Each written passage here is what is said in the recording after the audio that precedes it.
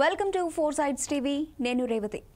BRS symbol పై గెలిచి Congress party కండువా కప్పుకున్న 10 మంది ఎమ్మెల్యేలపై అనర్హత పిటిషన్ కత్తి వేలాడుతూనే ఉంది. ఇటీవల సుప్రీంకోర్టు తీర్పుతో వారిపై వేటు తప్పేలా లేదు. ఇక స్పీకర్ అనర్హత వేటు వేస్తే ఎన్నికల్లో 6 ఏళ్లు పోటీ చేసేందుకు వీలు ఉండదు.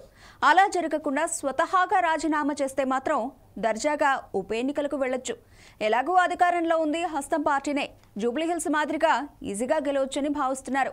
అయితే స్పీకర్ తీసుకునే నిర్ణయంపై సర్వత్రా ఉత్కంఠ నెలకొంది. పార్టీ ఫిరాయింపుల కేసులో ఖైరతాబాద్ ఎమ్మెల్యే దానం నాగేందర్ రిజైన్ కు రెడీ అయ్యారని తెలంగాణ రాజకీయాల్లో జోరుగా చర్చ జరుగుతోంది.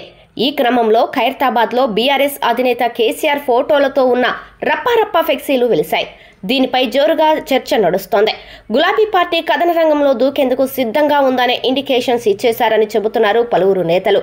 మరోవైపు దానం కూడా గ్రౌండ్ లెవెల్లో ప్రిపేర్ అవుతున్నట్టు సమాచారం. దానం నాగేందర్, కడియం శ్రీహరి మినహా మిగిలిన 8 మంది ఎమ్మెల్యేల పిటిషన్లపై విచారణను కంప్లీట్ చేశారు స్పీకర్. బీఆర్ఎస్ టికెట్ పై గెలిచిన దానం లోక్సభ ఎన్నికల్లో సికింద్రాబాద్ నుంచి కాంగ్రెస్ అభ్యర్థిగా పోటీ చేశారు. దీంతో ఆయన పార్టీ మారుతున్నట్లుగా స్పష్టమైన ఆధారం లభించినట్లే. తనపై ఎంక్వైరీ చేస్తే అనర్హత వేటు పడటం ఖాయం. అంతకు ముందుగానే తన పదవికి రాజీనామా చేయాలని దానం భావిస్తున్నట్లు పార్టీ వర్గాలు చెబుతున్నాయి. అధిష్టానం ముందు పలు ప్రతిపాదనలు ఉంచినట్టు సమాచారం.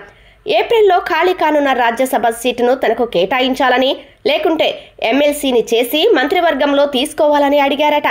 అలా జరగని పక్షంలో కేబినెట్ హోదాలో నామినేటెడ్ పదవి ఇవ్వటం వంటి ప్రతిపాదనలు చేసినట్లు ప్రచారం జరుగుతోంది. ఖైరతాబాద్ ఉప ఎన్నికల్లో కాంగ్రెస్ టికెట్ ఇవ్వాలని, గెలిచాక మంత్రివర్గంలో చోటు కల్పించాలన్న ప్రతిపాదన కూడా చేసినట్లు చెబుతున్నారు. కాగా గతంలో కాంగ్రెస్ హయాంలో మినిస్టర్గా చేసిన అనుభవం దానంకు ఉంది. పాత పరిచయాలతో అధిష్టానాన్ని ప్రసన్నం చేసుకునే పనిలో ఉన్నారు. ఢిల్లీ నుంచి గ్రీన్ సిగ్నల్ ఇవ్వగానే రాజీనామా చేస్తారనే ప్రచారం జరుగుతోంది. అదే జరిగితే గ్రేటర్ పరిధిలో మరో ఉప ఎన్నిక రావడం ఖాయంగా కనిపిస్తోంది. ఎందుకంటే దానంకు అన్ని డోర్స్ క్లోజ్ అయ్యాయని చెబుతున్నారు పొలిటికల్ ఎక్స్పర్ట్స్. తన ఎమ్మెల్యే పదవికి రిజైన్ మినహా మరే ప్రత్యాయం లేదంటున్నారు.